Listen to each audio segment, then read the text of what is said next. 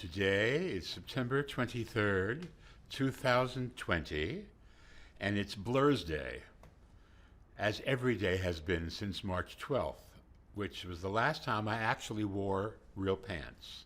Los Angeles is gigantic, and the city is sprawled all over the place, and it used to be a running gag in Warner Brothers cartoons. Like Bugs Bunny would be in the Belgian Congo, and he would come across a clearing and there'd be a sign saying Los Angeles city limits, because it was so vast and so much of it was undeveloped. But bit by bit, cities began declaring themselves, and there were areas of the city of LA County that were unincorporated. They were not in Beverly Hills, they were not in the Los Angeles city limits, but they were in the county and they got county services. And West Hollywood was a district that was unincorporated LA County, so it was ripe to become a city. And so a bunch of very smart people formed a coalition. They said, let's have a gay town. And they found some wealthy gay people, and they made it a renter's issue, because the majority of the housing in West Hollywood was absentee landlord.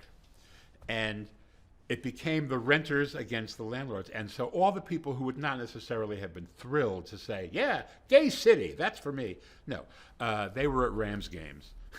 But you could appeal to them by saying, you're gonna have the power. The landlord is not gonna have the power in this town because we're majority renters, we will have the power. And they signed on board. And that coalition got cityhood established. And the city of West Hollywood was born, but it was a de facto gay town. I guess it was 1980, maybe, and I first heard about it from Fire Island, where a lot of people were getting sick with this strange thing that the New York Times called gay pneumonia.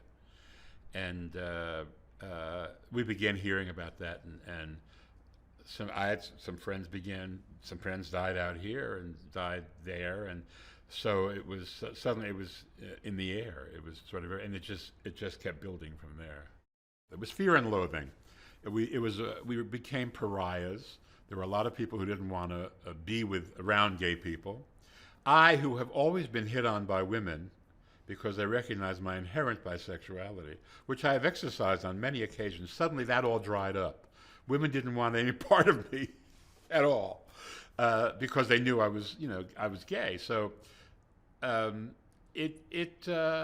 was a tremendous amount of fear going around. But was more important than that was nobody was actually helping people who were sick.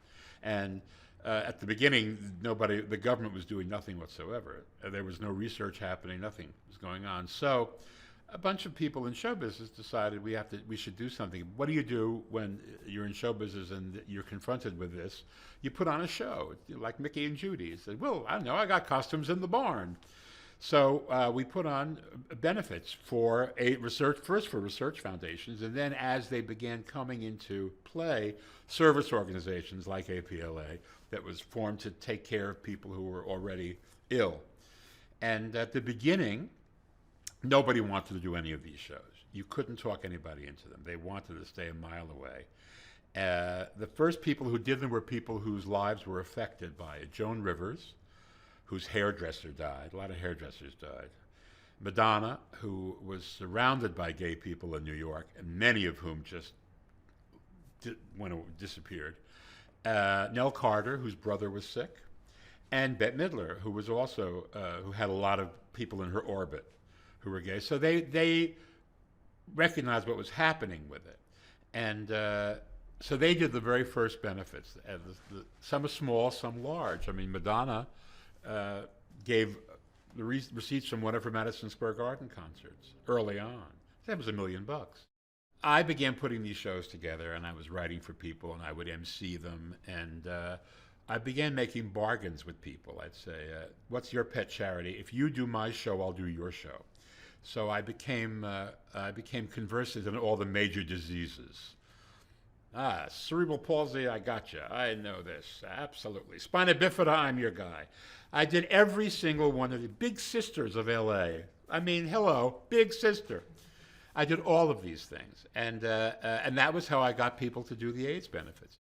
We were going to do this great big show, the ballroom at the Bonaventure downtown, and Barry Cross, I think, who was a personal manager, was on the committee, and Joe Layton was brought in to direct it. He was a Broadway director, Barnum, No Strings, a lot of musicals, a lot of television specials. My Name is Barbara.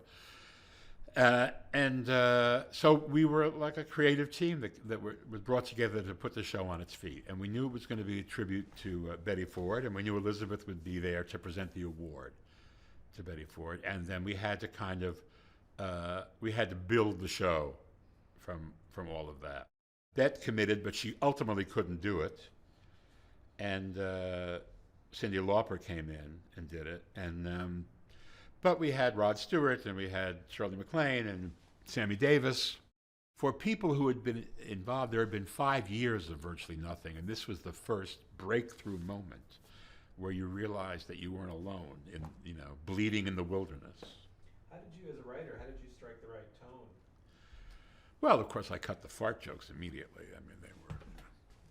I said, Betty Ford, you're too classy. Don't get up there and do a fart joke.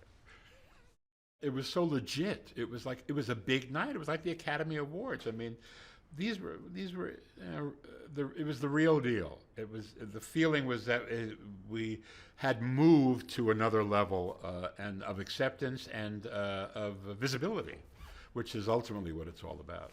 There were a couple of huge ones at Universal Amphitheater. It got gigantic. One was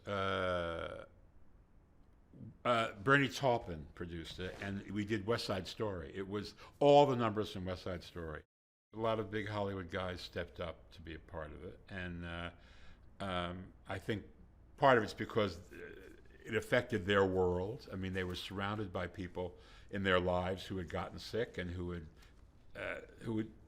experienced the suffering that being ignored causes. And in addition to that, without blowing my chauffeur, they're all nice Jewish boys who grew up in the Jewish world of philanthropy, tzedakah, we call it in Hebrew, and a world of doing the right thing and of taking care of your own. That's a very Jewish thing, which I've always thought translates well to the gay community. Diller, Katzenberg, Ron Meyer, David Geffen, Sid Sheinberg. It's like my Hebrew school class. It was one of two things. Either it was there was a fatigue in coming back to the same donors every year, and as the cocktail happened, as AZT happened, and fewer people were dying, there was less of an imperative about it, and people kept saying, "Is that still around?" I didn't know that was. I thought they'd found something, and I kept saying, I would say to people, the problem is that I have friends who have been thrown out of their apartments because they have AIDS. No one has ever been thrown out of an apartment because they had breast cancer. I said, there is a stigma to this that exists, and that's why we keep doing this.